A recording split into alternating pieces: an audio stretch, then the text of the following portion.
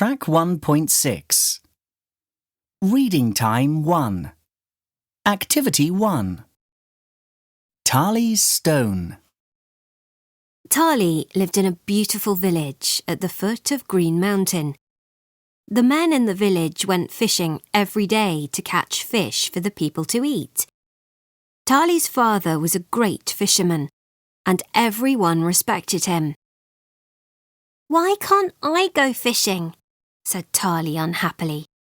"It's so unfair." "Your father has already told you," said his mother. "You're too young. Fishing is full of dangers." "I'm not tall," Tali said to his friend Bala, "and I'm not very strong yet. But I'm fit. I can run, jump and climb, and I'm clever." Bala agreed. Tali was very intelligent. At night, when they observed the sky, Tali remembered all the names of the stars. When they climbed to the top of the Great Pyramid, Tali knew all the hills and villages around them. And he was curious. He always wanted to find out more about the world, and he loved to discover things.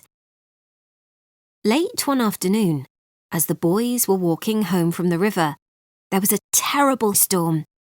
They started to run for shelter, when suddenly, Tali stopped.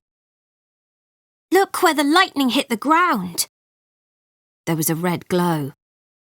"Come on, let's look," said Tali. It was a red hot stone.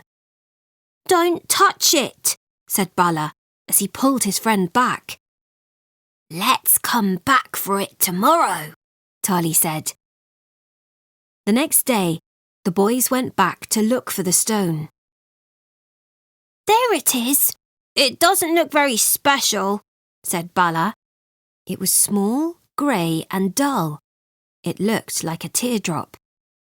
"You're right, it's boring," said Tali, and he threw it back on the ground. When the stone hit the ground, it started to spin quickly. Then it slowed down and suddenly stopped. "Did you see that?" asked Bala. Tali picked up the stone. "Let's throw it again." Once more, the stone turned quickly on the ground and then stopped. Every time the boys threw the stone, it stopped in the same place. "Look, Bala! It always points at Green Mountain," Tali said. "Let's keep it. It's a really special stone." That evening, while they were having dinner, Tali's mother and father were talking in low voices. They seemed very worried. "The weather is so bad. Many days have passed and we haven't caught any fish," said Tali's father. "But it's too dangerous to go out in the boats. The fog is too thick, and you can't see how to get back to the riverbank." The fishermen always navigated their way back by looking at Green Mountain. That way, they didn't hit the rocks. However, these days it was too difficult to see the mountain. "Can I go outside?" asked Tali. He wanted to play with the special stone. "Yes, but don't go too far," said his mother. Tali ran outside and found his friend Bala already waiting for him. "Did you tell your father about the stone?" Bala asked.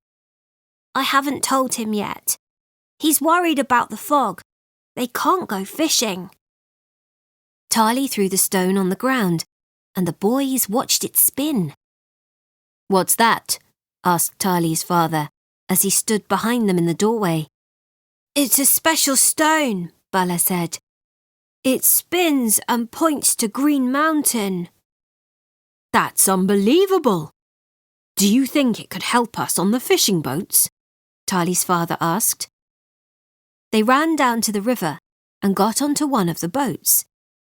Tali's father threw the stone down and watched it spin and stop, pointing to Green Mountain. "Everyone in the village is hungry. We need to try to catch some fish. We'll take the stone with us tomorrow." The next day, The fishermen went out on the boats in the fog. Tali and Bulla waited and waited on the riverbank, but the boats didn't come. They were very tired and very worried. After many hours, they heard excited voices cheering through the fog. "The special stone works! I can see the riverbank," said one man. Tali and Bulla ran to meet them. After that, the fishermen always took the special stone on their fishing trips, and they also took Tali and Bulla.